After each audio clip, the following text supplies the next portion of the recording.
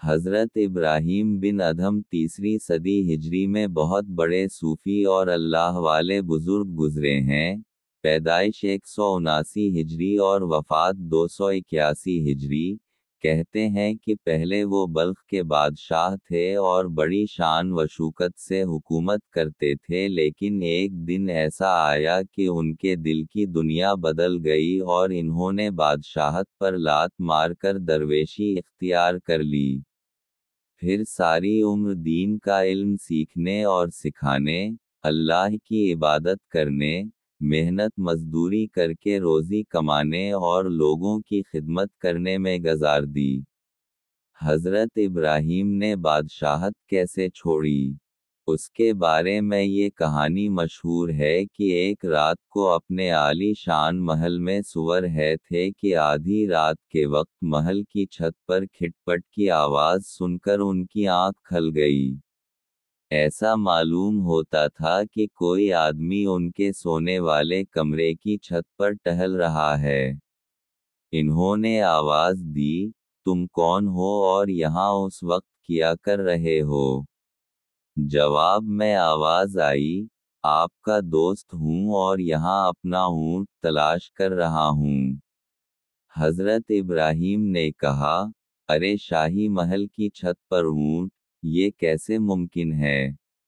جواب میں آواز آئی، اگر یہ ممکن نہیں تو یہ کیسے ممکن ہے کہ ریشمی لباس پہن کر عیش و عشرت میں زندگی گزاری جائے اور امید کی جائے کہ اللہ مل جائے گا؟ معلوم نہیں یہ واقعہ خواب میں پیش آیا یا بیداری میں، لیکن حضرت ابراہیم بن ادھم کے دل میں یہ خیال ضرور پیدا ہوا کہ جس ٹھاٹ باٹ سے وہ زندگی گزار رہے ہیں، وہ اللہ تعالیٰ کو پسند نہیں۔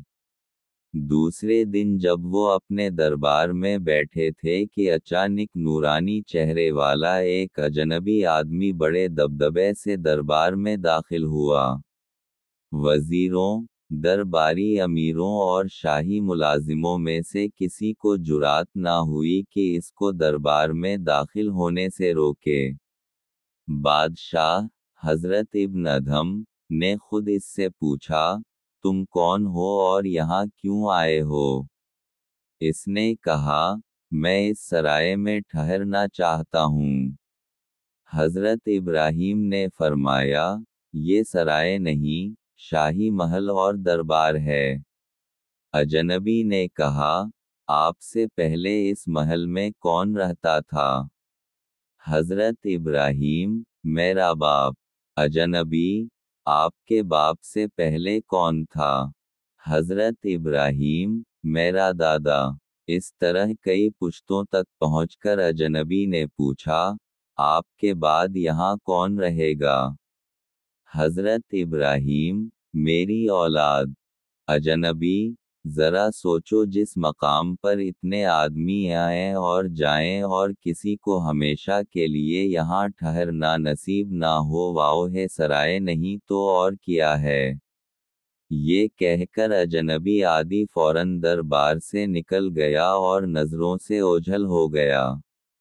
اس واقعہ نے حضرت ابراہیم بن ادھم پر ایسا اثر ڈالا کہ رات انہوں نے بڑی بے چینی سے محل میں گزاری اور صبح ہوتے ہی تخت اور تاج پر لات مار کر فقیرانہ الباس پہن لیا اور شہر سے باہر نکل گئے۔ درویشی اختیار کرنے کے بعد حضرت ابراہیم بن ادھم نے اپنی زندگی کیسے گزاری، یہ ایک لمبی کہانی ہے۔ بس یوں سمجھیے کہ انہوں نے اپنی زندگی کا ایک ایک لمحہ اللہ تعالیٰ کی عبادت، اللہ کے سچے دین اسلام کی تبلیغ، علم حاصل کرنے اور علم پھیلانے، اپنی روزی محنت مزدوری کر کے کمانے، اپنی کمائی غریبوں اور حاجت مندوں پر لٹانے اور مخلوق خدا کی خدمت کرنے میں گزار دی۔ انہوں نے کئی حج بھی پیادہ پا کیے اور سالہ سال تک حرم شریف میں جھاڑو دینے کی خدمت بھی انجام دیتے رہے۔ اپنی پاکیزہ زندگی کی بدولت وہ اللہ تعالیٰ کے خاص بندوں میں شمار ہونے لگے اور لوگوں کی نظروں میں بھی ان کو بڑا بلند مقام اور مرتبہ حاصل ہو گیا۔ ہر روز بیسیوں لوگ ان کی خدمت میں حاضر ہوتے، ان سے ایمان کو تازہ کرنے والی باتیں سنتے اور اپنی زندگیاں سدھارنے کی کوشش کرتے۔ کہتے ہیں کہ بہت سے لوگ ان کے مرید بھی بن گئے تھے، لیکن وہ اپنے مریدوں سے کچھ نہیں لیتے تھے بلکہ اپنی کمائی کا ایک حصہ وہ اپنے مریدوں کو کھلانے پلانے میں خرچ کر دیتے تھے۔ جن کتابوں میں اللہ تعالیٰ کے نیک بندوں کے حالات بیان کیے گئے ہیں ان میں حضرت ابراہیم بن ادھم رحمتہ اللہ علیہ کے بہت سے اقوال ملتے ہیں، ان میں سے کچھ یہ ہیں۔ ایک دفعہ حضرت ابراہیم سے پوچھا گیا کہ کسی شخص کو یہ کیسے معلوم ہو سکتا ہے کہ اس پر اللہ تعالیٰ کی رحمت کا دروازہ بند ہو چکا ہے؟ انہوں نے فرمایا جس شخص کا دل تین حالتوں میں اللہ تعالیٰ کی طرف نہ ہو تو یہ اس بات کی نشانی ہے کہ اس پر رحمت کا دروازہ بند کیا جا چکا ہے۔ اول قرآن پاک کی تلاوت کے وقت، دوم نماز پڑھتے ہوئے، سوم اللہ تعالیٰ کا ذکر کرتے ہوئے۔ مطلب یہ کہ ہر حالت میں اللہ تعالیٰ کو سچے دل سے یاد رکھنا چاہیے۔ ادھر ادھر کی باتوں کی طرف دھیان نہیں دینا چاہیے اور یقین رکھنا چاہیے کہ اللہ تعالیٰ اس کا ہر کام دیکھ رہا ہے اور جو کچھ اس کی زبان سے نکل رہا ہے اس کو سن رہا ہے۔ ایک مرتبہ کسی نے حضرت ابراہیم سے پوچھا، حضرت قرآن مجید میں اللہ تعالیٰ نے فرمایا ہے کہ میں دعا کرنے والے کی دعا قبول کرتا ہوں، پھر کیا سبب ہے کہ بعض دفعہ ہم برابر دعا کرتے رہتے ہیں لیکن ہماری دعا قبول نہیں ہوتی؟ حضرت ابراہیم رحمتہ نے فرمایا، بھائی سنو، دعا قبول نہ ہونے کے 9 اسباب ہیں۔ الف، تم اللہ تعالیٰ کو جانتے ہو لیکن اس کا حق ادا نہیں کرتے، یعنی جن کاموں کے کرنے کا اس نے حکم دیا ہے وہ نہیں کرتے اور جن کاموں سے اس نے منع کیا ہے ان سے دور نہیں رہتے۔ دو، رسول اللہ صلی اللہ علیہ وسلم کو پہچانتے ہو اور آپ سے محبت رکھنے کا دعویٰ بھی کرتے ہو مگر آپ کی پیروی نہیں کرتے، یعنی آپ کے اصول، طریقہ کے مطابق زندگی نہیں گزارتے۔ تین، قرآن مجید پڑھتے تو ہو مگر اس پر عمل نہیں کرتے۔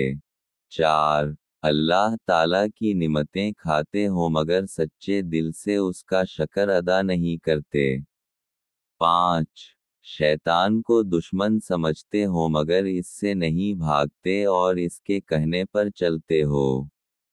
چھ، دوسروں کے عیب ڈھونڈتے ہو اور اپنے عیبوں پر نظر نہیں ڈالتے۔ سات، جانتے ہو کہ دوزخ گنہگاروں کے لیے ہے مگر اس سے نہیں ڈرتے۔ آٹھ، موت کو برحق سمجھتے ہو، یعنی ایک دن ہر ایک کو مرنا ہے، لیکن اس کا کوئی سامان نہیں کرتے، یعنی ایسے نیک کام نہیں کرتے جو موت کے بعد کام آئیں۔ نو، اپنے پیاروں کو اپنے ہاتھوں سے زمین میں دفن کرتے ہو لیکن اس سے نصیحت نہیں پڑھتے۔